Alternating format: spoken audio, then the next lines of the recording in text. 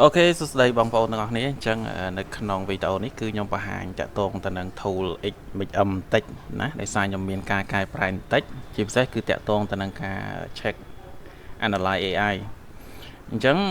តាក់ទងទៅនឹងការ check នេះ version មុនគឺខ្ញុំតម្រូវឲ្យបងប្អូនហ្នឹងគឺ check manual មួយនៅលើ website ណាអញ្ចឹងនៅក្នុង version នេះគឺអត់ពិបាកទេបងប្អូនគ្រាន់តែបង្កើត account ហើយបងប្អូន check direct នៅលើហ្នឹងហ្មងហើយ result គឺវាដូចគ្នាដោយសារយើងប្រើ API ដូចទៅនឹង website ដែរនៅក្នុងនេះគឺខ្ញុំបញ្ជាក់បកក្រោយបន្តិចគឺតាក់ទងទៅនឹងការ check local នេះគឺខ្ញុំអត់ recommend ឲ្យបងប្អូន check ទេដោយសារវាអត់សូវច្បាស់ព័ត៌មានណា result ចេញមកគឺវាអត់សូវ accurate ដូចនៅលើ website ទេដោយសារយើងយក website ជា goal អញ្ចឹងបើថា website វា detect ថាអូខេអាហ្នឹង AI detect អត់ដាច់ទេអូខេអញ្ចឹងយើងយកទៅប្រើការអត់កើតទេអូខេតោះអញ្ចឹងកុំឲ្យខាតពេលយូរយើងទៅទាំងអស់គ្នាណាអញ្ចឹងយើងចូលកន្លែង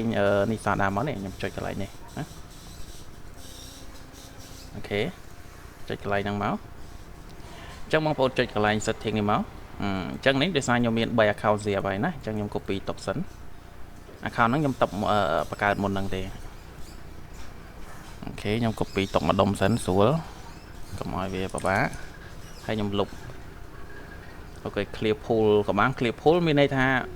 នៅក្នុងហ្នឹងវាប្រហែលគឺវាលុបចោលទាំងអស់ណាបើសិនបើយើង select មួយទេយើង select អានេះណាចឹងវាខុសគ្នាកន្លែងហ្នឹងតិចតោះអញ្ចឹងមុនបង្កើតខ្ញុំ recommend មិន recommend គឺខ្ញុំឲ្យបងប្អូន check ជាមួយនឹង service to captcha សិនណាយើងត្រូវមាន captcha ហើយយើងដាក់ premier ឲ្យទៅអត់ពិបាកទេអាហ្នឹងដាក់ premier check បងប្អូន check មិនអស់ទេព្រោះអាហ្នឹងវាកាត់តិចបំផុតណាមក request វាស៊ី 0.00 ប្រហែលសេនណាវាអត់ស៊ីខ្លាំងទេអញ្ចឹង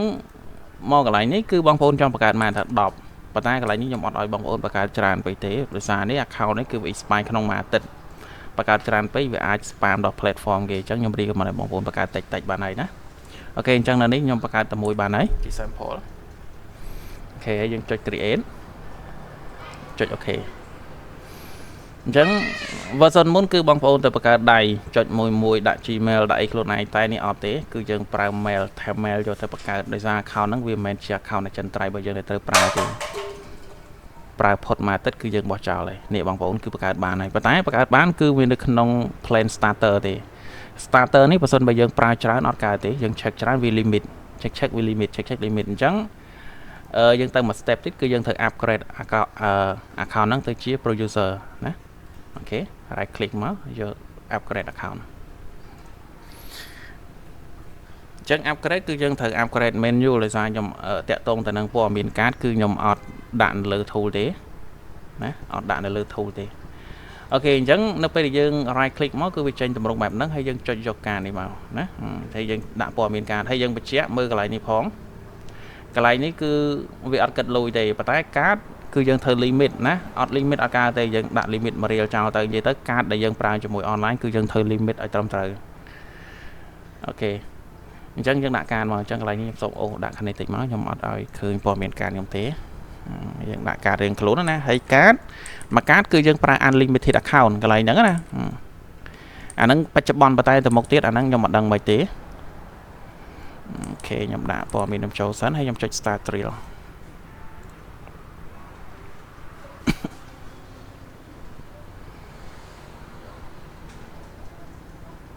អូខេ success ហើយ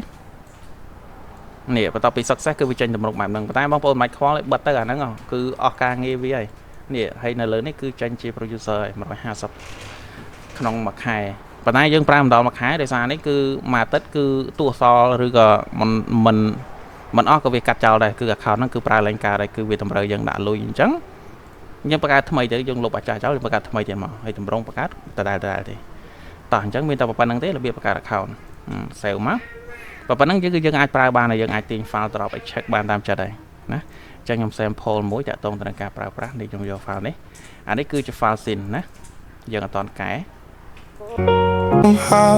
bouncing asphalt underfoot every memory deep អញ្ចឹងនៅក្នុងនេះគឺខ្ញុំនឹង test quality បន្ទាប់ពីយើងបែបផាសហើយតើ quality វាចេញបែបម៉េចអានេះគឺ original យើងស្ដាប់មិញអញ្ចឹងយើងទាញដាក់មកនៅក្នុងការ import account ហ្នឹងវាមានច្រើនទម្រង់បងប្អូនអាចចុចកន្លែងហ្នឹងក៏បានអានេះគឺយើងរើស file យើង select file មួយឬក៏យើង select ច្រើន file ហើយអញ្ចឹងទៅ select អញ្ចឹងទៅ ហើយមួយទៀតគឺរើសជា folder ហ្មងដូចថាមក folder ហ្នឹងមានស្អីខ្លះចុចមកគឺវាទាញមកទាំងអស់ណាអូខេអញ្ចឹងអានេះគឺវាចាប់ថា sudo ដោយសារនេះវា original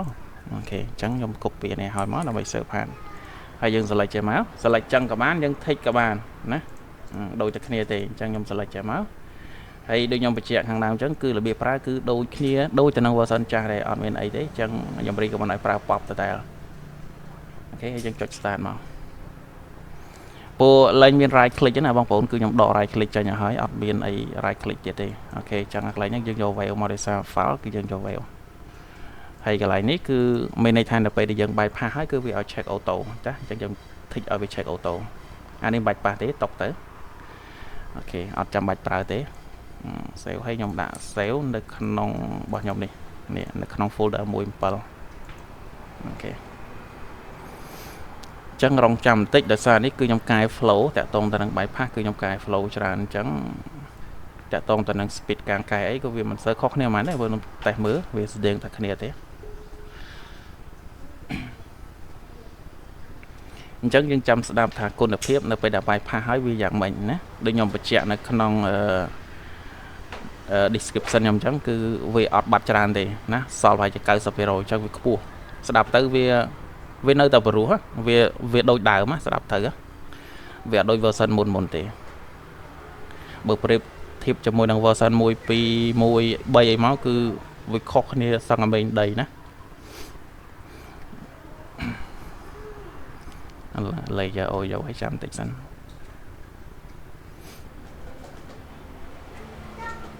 អូខេហើយ export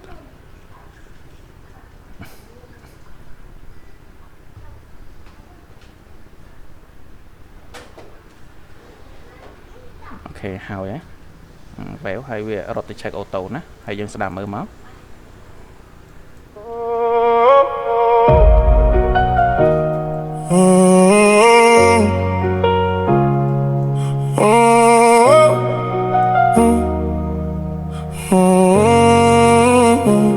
Rain tears down the glass.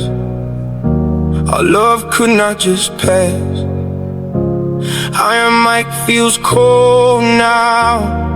I'm standing here somehow, bouncing asphalt underfoot. Every memory deep root, loud graffiti stares back. A broken lonely track. Thought we could just win. Okay, នេះ result នេះបើបងប្អូនយកទៅ check នៅលើ web ក៏វាដូចតែគ្នាដែរណាដោយសារនេះគឺខ្ញុំ scrape ចេញពី web ទេ result មកគឺដូចគ្នាបែបណាគឺវាចេញតម្រងបែបនេះគឺយើងអាចប្រើបានហើយយើងយកទៅ upload នៅណាក៏បានដែរអត់តែធុនខទេណាធុនខតាំងឥឡូវណាអញ្ចឹងអានេះតាក់ទងទៅនឹង DistroKid ទៅនឹង Ditto អូខេយើងអាចយកទៅប្រើបានចេញតម្រងបែបហ្នឹងណាតោះអញ្ចឹងយើងស្ដាប់ដែលយើង result ដែលយើងធ្វើមិញមក But the darkness crept in, now I see clear. No more holding you near. This heartbreak is hard. I'm tearing up my guard. Walking through the rain, washing off your pain. Used to share these streets, now my spirit retreats. ហ្នឹងហើយបងប្អូនហ្នឹងគឺ quality ណាដែលវាបាយផាសហើយគឺវាបានប៉ុណ្ណឹងណាអូខេអញ្ចឹងដូចវីដេអូហ្នឹងមានតែប៉ុណ្្នឹងទេបងប្អូនអ្វីដែលខុសប្លែកណាហើយមួយទៀតតកតងទៅនឹង UI config អីគឺវាដូចតែគ្នាទេបងប្អូនចង់ប្រើហ្នឹងក៏បានដែរណាគឺវាដូចតែ version មុនដែរគ្រាន់តែខ្ញុំលើកយកមកដាក់នៅខាងនេះទេណារបៀបប្រើគឺនៅដដែលទាំងអស់អានេះ support អីចឹងតែអានេះតកតងទៅនឹងការ check update ណាអានេះគឺ last version ហើយ 1.7 អូខេតោះបងប្អូនអត់មានអីច្រើនទេមានតែប៉ុណ្្នឹងណា